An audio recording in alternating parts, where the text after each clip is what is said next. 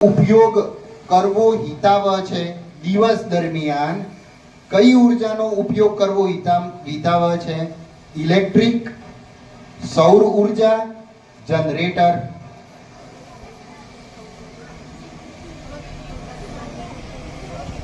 તમારો time start છે. એમનો જવાબ બિલકુલ સાચો છે. સૌર ઉર્જા એ સાચો જવાબ છે. હવા ટીમને 10 પોઈન્ટ મળે છે. હવે પ્રશ્ન છે વૃક્ષ ટીમ માટે. પ્રકૃતિના સંરક્ષણ માટે વૃક્ષો વાવવા જોઈએ કે કાપવા જોઈએ? પ્રકૃતિના સંરક્ષણ માટે વૃક્ષો વાવવા જોઈએ કે કાપવા જોઈએ? બે જ ઓપ્શન છે, વાવવા જોઈએ, બીજો ઓપ્શન છે કાપવા જોઈએ. ઓકે, તો વૃક્ષ ટીમનો જવાબ સાચો છે, વાવવા જોઈએ. વૃક્ષ ટીમને 10 પોઈન્ટ મળે છે. હવે ઉર્જા ટીમ માટે પ્રશ્ન છે. આમાંથી એટલે હું જે ઓપ્શન આપું છું એમાંથી સૂકો કચરો કયો છે? હું જે ઓપ્શન આપું એમાંથી સૂકો કચરો કયો છે? ખાદ્ય પદાર્થો, પ્લાસ્ટિક, ઇલેક્ટ્રિક વસ્તુઓ કે શાકભાજીની છાલ?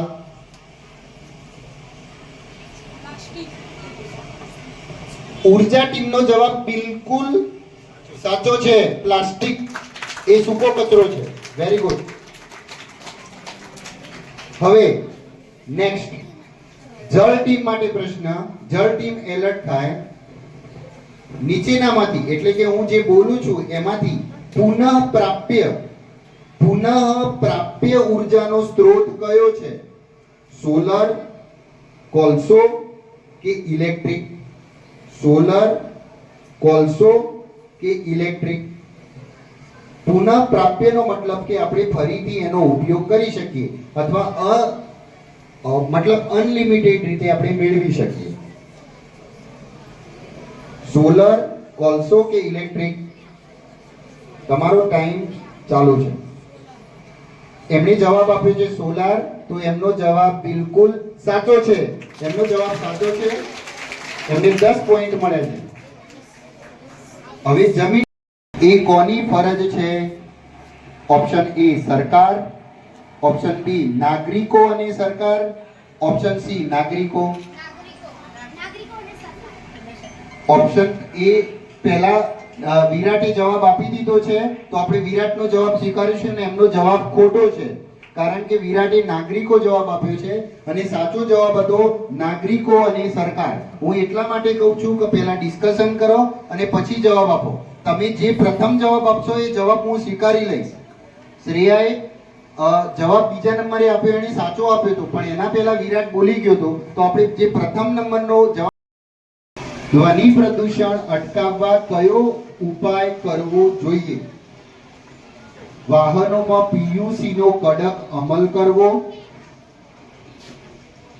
ફટાકડા ન ફોડવા, જાહેર વાહન વ્યવહારનો ઉપયોગ કરવો.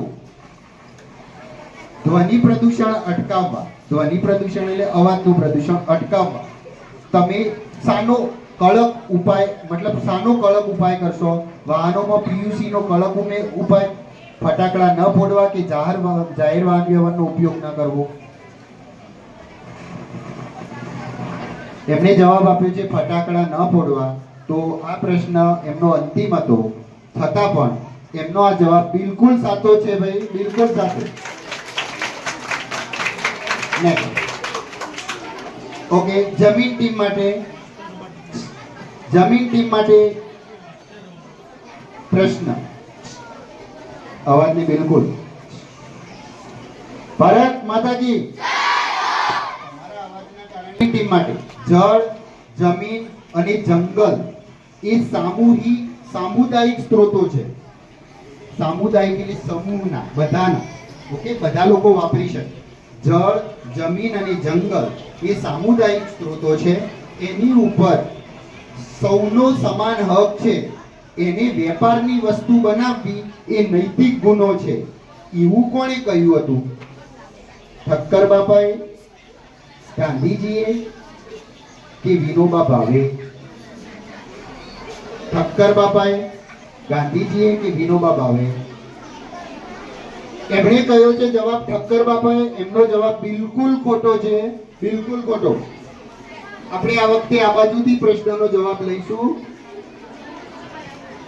ઓકે, કરણ. બિલકુલ સાચો જવાબ ગાંધીજી. ચાલો ચાલો.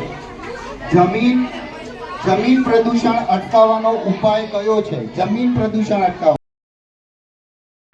ધુમાડો કાઢવો. બિલકુલ સાચો જવાબ. 10 પોઈન્ટ જમીનને. પર્યાવરણ માટે હિતાવહ છે. પ્લાસ્ટિક, કપડા કે પછી લેધર? એમનો જવાબ બિલકુલ સાચો છે. એમને 10 પોઈન્ટ મળે છે. એમનો જવાબ બિલકુલ સાચો છે. હવાની 10 પોઈન્ટ મળે છે.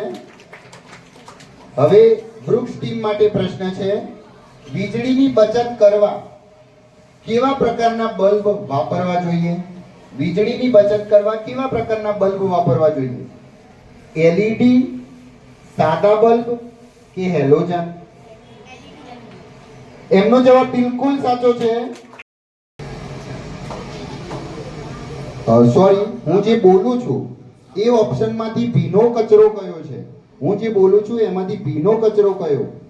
કાચ, કેળાની છાલ, પ્લાસ્ટિક, લાકડું? પ્રેક્ષકોએ બોલવાનું નથી અને તમારે આંગળી ઊંચી કરવાની નથી. આમનો જવાબ બિલકુલ સાચો છે. કેળાની છાલ.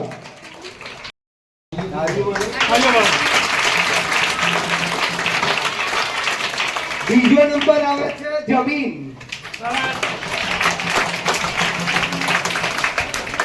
અને હવે પહેલો નંબર આવે છે જળ.